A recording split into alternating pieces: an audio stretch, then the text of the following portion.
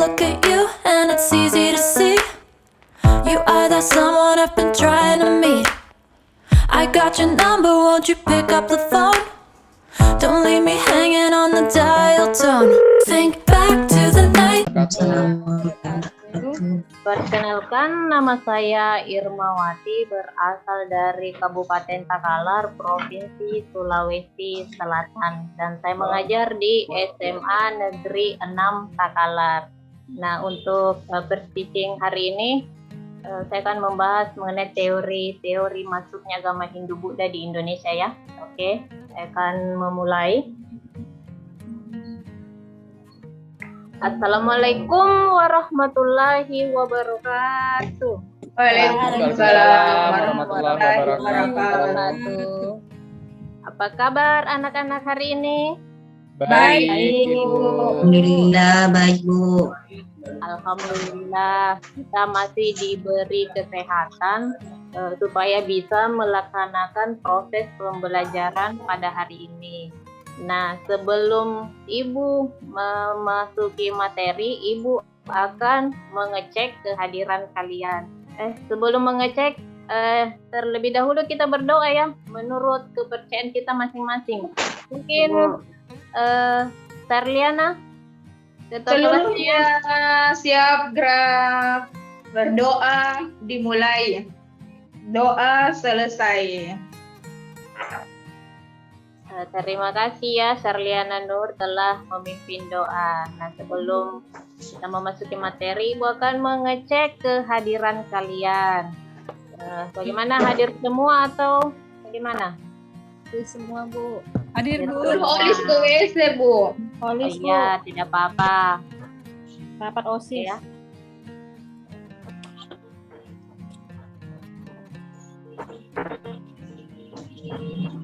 Ibu akan menampilkan materi untuk hari ini, teori masuknya agama Hindu Buddha di Indonesia.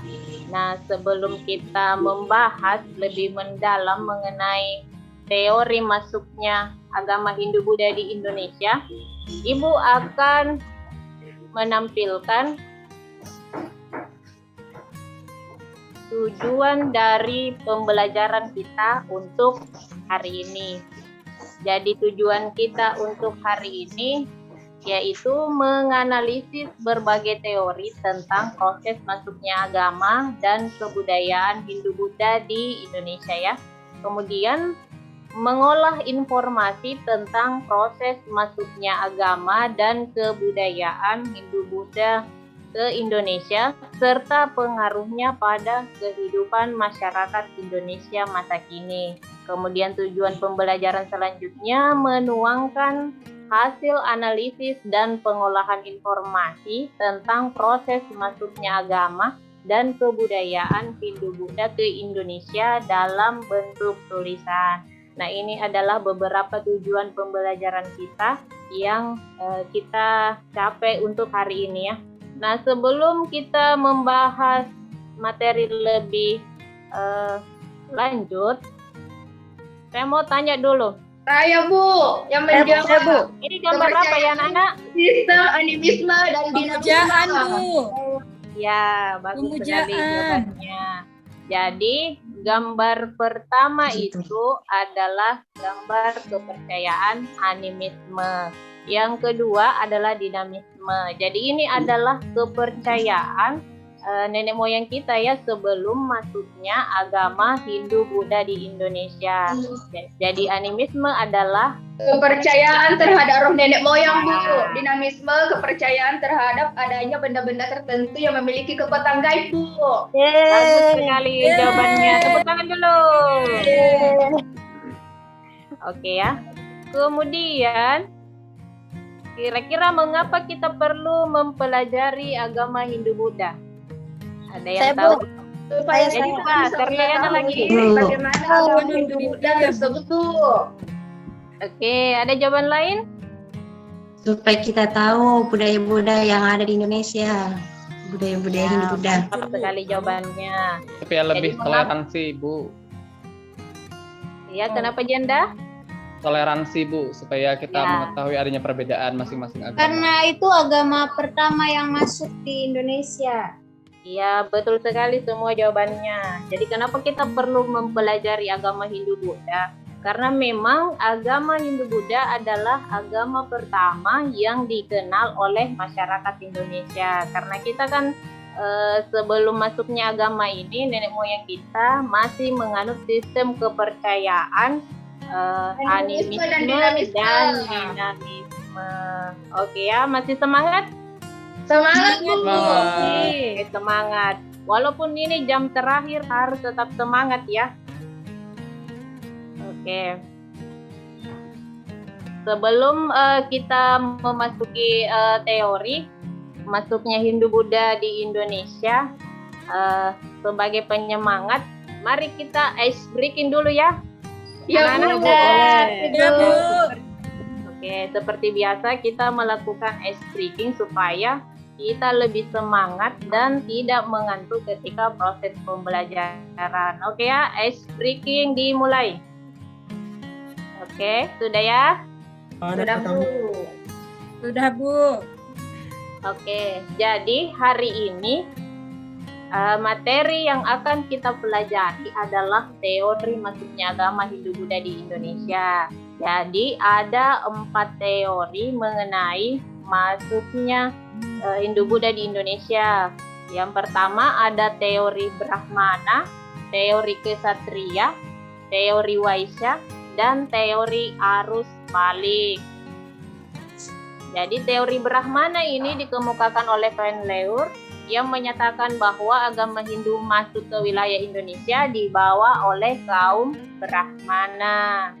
Kemudian teori yang kedua adalah teori Kesatria yang dikemukakan oleh Nehru dan Majumdar. Kemudian teori ini menyatakan bahwa kebudayaan dan agama Hindu Buddha disebarkan ke wilayah di Indonesia itu dilakukan oleh orang-orang India dari kasta Kesatria atau para prajurit. Kemudian teori yang ketiga, teori Waisya yang dikemukakan oleh Rom dan Mukherjee.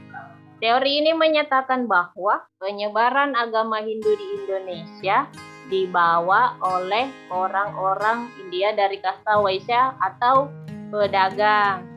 Kemudian teori selanjutnya adalah teori arus balik yang dikemukakan oleh Bosch dan George Schwedes. Teori ini menekankan pada peranan bangsa Indonesia itu sendiri dalam proses penyebaran kebudayaan Hindu Buddha di Indonesia. Artinya orang-orang di Kepulauan Indonesia, terutama para tokohnya, pergi ke India. Nah, di India ini mereka belajar mengenai agama dan kebudayaan Hindu Buddha, dan setelah kembali ke Indonesia, mereka mengajarkan dan menyebarkan ajaran agama kepada masyarakatnya. Nah, setelah Ibu menjelaskan mengenai teori arus balik, beberapa teori, kira-kira sampai di sini ada yang perlu dipertanyakan anak-anak? Tidak ada Bu. Tidak ada Bu. Tidak ada, sudah mengerti ya. Ya, Bu. Oke ya, jadi hari ini Ibu akan membagi kalian ke dalam beberapa kelompok. Jadi Ibu akan membagi ke dalam 8 kelompok yang terdiri dari 4-5 orang ya, karena kita jumlahnya 35 orang satu kelas. Jadi ada 4 orang, ada 5 orang. Kemudian untuk membantu kalian di dalam berdiskusi, Ibu sudah membagikan link video di grup kelas kalian, dan Ibu juga sudah membagikan bahan ajar di grup kelas kalian. Jadi itu sebagai tambahan referensi kalian ketika sebentar akan melakukan diskusi kelompok. Ya, Jadi oke anak-anak, sudah mengerti? Sudah Mengerti, Ibu, sudah mengerti. Ya. Oke ya.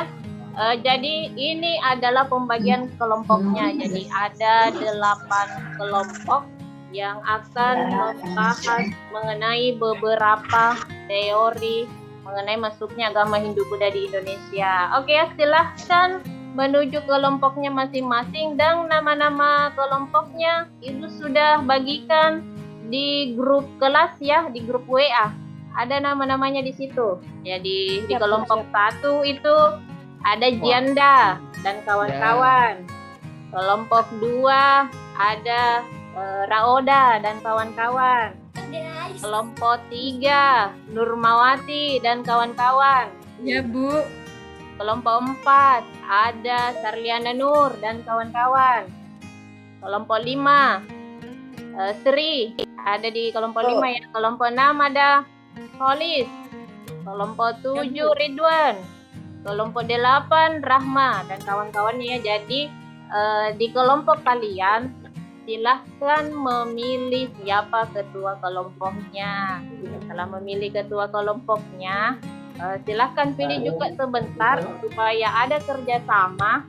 Harus ada pembagian tugas ya di dalam kerja kelompok. Jadi silahkan pilih ketua, siapa yang mencatat sebentar, siapa yang mencari materi, dan yang akan memaparkan sebentar. Jadi setelah diskusi kelompok, kalian akan bergantian secara berkelompok ya untuk memaparkan materi. Janda, sini dulu, bagikan LKPD-nya. Oke, Ibu. Nih Ya, teman-teman silakan ya, ditunjukin LKPD-nya ya. ini saya bagikan nih. Ini sudah Ibu. Oke, terima kasih Janda. Jadi silahkan baca LKPD-nya dan kerjakan sesuai dengan tugas kelompoknya ya. Sebentar, lalu presentasi ya. Oke, silakan dikerjakan dengan tenang ya, jangan ribut. Ya, Bu. Ya, jadi ini Bu, kami perlu adalah diskusi jadi agak ribut, Bu. ya tidak apa-apa. Yang penting tidak jalan-jalan ke kelompok lain ya mengganggu. Ah, ya, Bu. Ya, ini adalah Sulit ini, tugas ya. kelompok ya. Jadi isi teorinya apa, tokohnya siapa, kelebihan dan kekurangan dari teori tersebut. Ini adalah tugas kelompoknya yang akan kalian kerjakan. Jadi perhatikan baik-baik ya LKPD-nya. Ini juga jadi harus mencari juga ya kira-kira teori mana yang dianggap paling relevan mengenai masuknya Hindu-Buddha di Indonesia serta alasannya ya. Kemudian juga sebutkan 2 bukti-bukti pengaruh Hindu-Buddha yang masih ada sampai saat ini. Jadi bukti-bukti pengaruhnya itu bisa di daerah kalian ataupun di daerah lain. Pokoknya mencakup wilayah Indonesia, boleh. Kemudian, manfaat apakah yang dirasakan secara langsung setelah mempelajari teori masuknya agama Hindu-Buddha di Indonesia? Oke ya, paham? Paham. Iya, silahkan dikerjakan. Bu, Bagaimana? Sudah? sudah Bu, sudah. Selesai, Bu. Oke, selesai ya? Atau Ya, masih Bu. ada kelompok lain belum? Sudah selesai semua, Bu. Oke, sudah ditentukan ya siapa yang presentasi? Sudah, Bu. Ya, Bu. Ya, Bu. Oke. Jadi kelompok berapa dulu yang mau? Kelompoknya Saya, Nurmawati, Bu. Bu. Oh, kelompoknya Sarliana. Saya, Bu. Ya. Oke, Sarliana dulu. Silakan tampil ya memaparkan hasil diskusinya. Ya, di sini saya presentasikan hasil diskusi saya bahwa teori Brahmana mengatakan bahwa yang membawa agama Hindu-Buddha masuk di Indonesia adalah para pendeta yang diundang secara khusus oleh raja-raja di Indonesia. Kelebihannya karena teori Brahmana yang paling mengetahui tentang ajaran Hindu-Buddha, dan kekurangannya adanya pantangan kaum Brahmana untuk menyeberangi lautan. Selesai, Bu. Oke, mantap sekali ya jawaban dari kelompok 1 ya. Ya, Bu. Oke, ada pertanyaan untuk kelompok 1? Sudah ada Bu, sudah jelas. Ya. Oke, sudah paham ya? Oke, tepuk tangan dulu untuk kelompok 1. Tidak ada, Bu. Sudah jelas sekali. Oke, kelompok berapa lagi yang mau tampil? Kelompoknya siapa lagi yang mau tampil?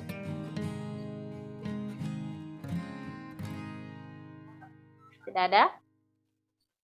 Sudah Sudah Bu, semua, Bu. sudah semua Oh, sudah Bu. semua. Oke. Untuk hari ini karena semua Sudah kelompok semua ya Bu. sudah memaparkan hasil diskusinya dan hari ini diskusi kelompoknya cukup bagus ya. Baik dari hasil diskusinya maupun dari peserta yang ikut bertanya. Jadi keaktifan kalian sangat bagus ya. Oke ya. Sebelum kita mengakhiri pelajaran, kita simpulkan dulu ya. Kira-kira siapa yang bisa menyimpulkan mengenai hasil belajar kita hari ini? Saya, Bu. Bu. Saya, Bu. Ya, Rahma, silahkan. Iya.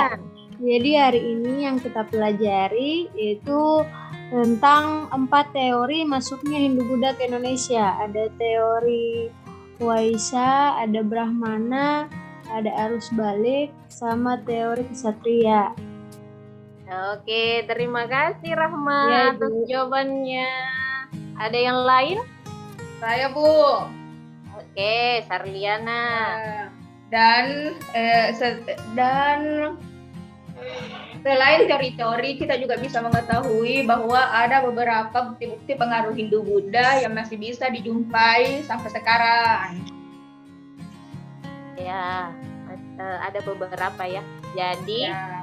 kita bisa simpulkan untuk pembelajaran hari ini adalah ada 4 teori mengenai masuknya agama Hindu-Buddha di Indonesia. Yang pertama, teori Brahmana.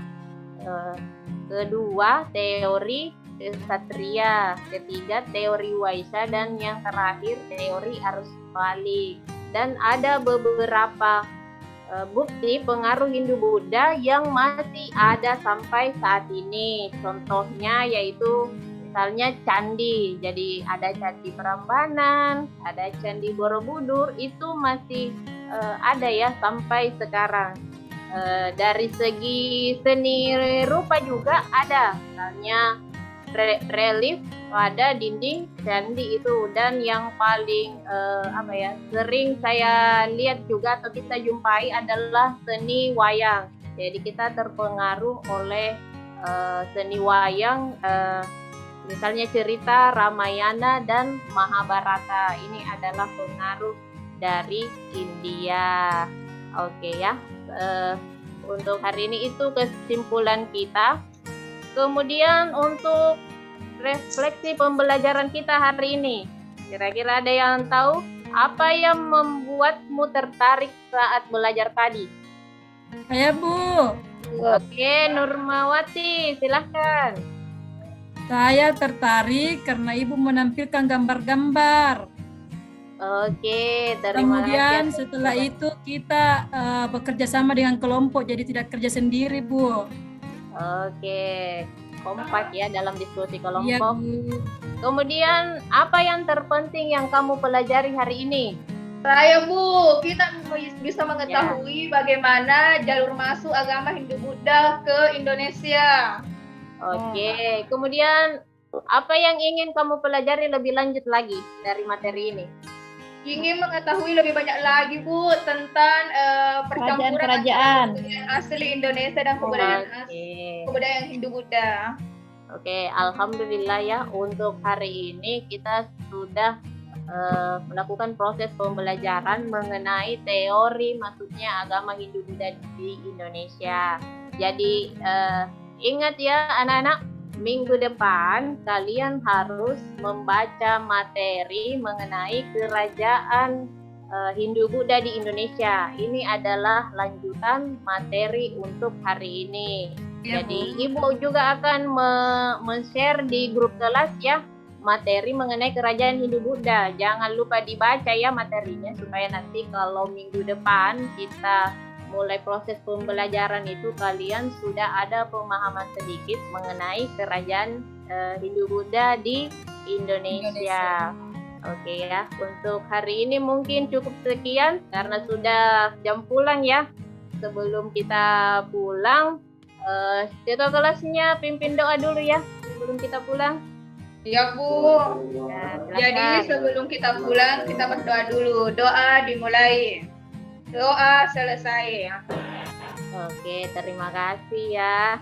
Oke, untuk hari ini sekian dan terima kasih. Assalamualaikum warahmatullahi wabarakatuh. Waalaikumsalam. Salam warahmatullahi wabarakatuh. Oke, terima kasih kepada Ibu Irmawati tadi sudah mempresentasikan atau melaksanakan kegiatan pair teaching-nya. Inggi dipersilakan kepada Ibu atau Bapak untuk memberikan tanggapan dan masukan terkait apa yang disampaikan Ibu Irmawati tadi. Inggi, monggo Ibu dipersilakan. Terima kasih. Ini penampilan Bu Irmawati nggih tadi. Inggi. Ya, dari awal sampai terakhir sudah bagus. Termasuk RPP-nya saya lihat itu sudah lengkap lampiran-lampirannya. Cuma nanti pada saat disuruh munggah, bukan yang ini, bukan yang peer teaching, nanti tugas berikutnya itu disendirikan Bu. Jadi ini bukan untuk Bu Irmawati saja, untuk semuanya. Nanti pada saat disuruh membuat RPP maupun modul ajar, antara bahan ajar, media, kemudian asesmen itu dipisah-pisah. Jadi bisa-bisa dalam satu beda-beda PDF, kemudian bisa. Iya, itu. Inggi, Ibu. Terus ini Ibu yang saya tanyakan. Yang pertama, karena Ibu itu kurikulum merdeka di fase kelas E, itu memang ada dalam penanaman karakter lewat profil pelajar Pancasila. Nah, ini tidak harus semua itu disertakan. Boleh memilih 3 atau 4 yang sesuai dari materi Ibu, karakter apa yang perlu ditanamkan di peserta gede. Nah, ini juga perlu ditayangkan sebelum tujuan.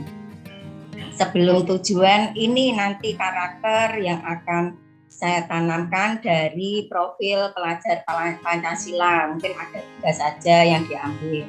Itu. Dan di RPP lebih bagus kalau masing-masing karakter itu diberi penjelasan. Gotong royong itu maksudnya seperti apa, benala kritis seperti apa. Jadi diberi penjelasan gitu. Kemudian ini, kalau tadi untuk masing-masing siswa itu dalam LKPD-nya, dalam diskusinya itu adalah menganalisis mengenai teori ya Bu. Teori Brahmana, teori Satria, teori arus balik seperti itu ya. Iya Bu. Nah, kalau itu mau dimunculkan dalam diskusi kelompok, mestinya tidak diterangkan. Tadi Ibu sudah menerangkan di awal. Nah, ini kan berarti anak juga sudah tahu. Jadi permasalahan itu yang akan dimunculkan dalam diskusi tidak diterangkan dulu. Lalu apa di awal yang Ibu mau terangkan kalau nanti membahas mengenai teori-teori? Bisa menerangkan mengenai ini dulu di awal. Masuknya budaya India, ya, Hindu Buddha itu duluan mana, buktinya apa? Itu bisa dulu diawali dari itu. Nah, nanti dari itu terus bukti-bukti munculnya prasasti dan sebagainya. Kan kita dari masa praaksara menuju masa aksara. Nah, di awal itu aja dulu dijelaskan itu. Baru nanti dimunculkan mengenai teori itu di permasalahannya, ya, di kelompok diskusinya. Nah, itu juga harus jelas, jangan hanya teori Waisya. Kalau tadi sebenarnya di LKPD itu perintahnya lengkap, ada, ya, ada di LKPD-nya. Teori misalnya teori Brahmana itu yang dibahas adalah siapa menurut pendapat siapa, buktinya apa, kelemahan kelebihannya apa. Nah, itu sudah ada di LKPD-nya. Jadi memang perintah dalam LKPD itu harus jelas. Ini. Jadi hanya itu aja Bu untuk masukan dari saya, yang lain-lain sudah bagus. Tadi saya lihat. Jadi mungkin untuk Bapak Ibu guru yang lain kalau nanti ada masalah yang dimunculkan dalam diskusi, jadi jangan diterangkan. Nah, itu nanti dibahas oleh anak-anak sendiri dalam diskusi. Itu aja, terima kasih. Monggo Pak Tri. Terima kasih Bu atas sarannya. Terima kasih Ibu. Oke. Lanjut Pak Tri. Iya. Bu Irmawati ya, dan juga tadi yang Ya, Pak. sebelumnya dan juga yang lain nanti. Yang belum terlihat tadi adalah mengenai pengayaan dan setelah refleksi pengayaan dan remedial. Jadi tadi dan juga dari juga tadi Bu Pak Ridwan dan Bu Nurmawati. Jadi setelah refleksi ataupun setelah mengakhiri pembelajaran, kemudian juga misalnya untuk mengukur keberhasilan siswa dalam mengikuti pembelajaran kan harus diukur oleh Bapak Ibu semuanya. Jadi kemudian setelah diukur kemudian ya diberi pengayaan ataupun remedial yang kemarin kan di rencana aksi itu kan juga dibuat oleh Bapak Ibu semuanya dan juga muncul di RPP ataupun di modul ajar dan ketika pembelajaran. Jadi saya kira itu aja dari saya dan bisa dilanjutkan karena sudah 36 nanti misalnya masih 2 lagi pasti nanti setengah 11 lebih sedikit. Terima kasih atas masukan dari Ibu dan Bapak. Selanjutnya teman-teman, Pak Holis bagaimana? Bisa?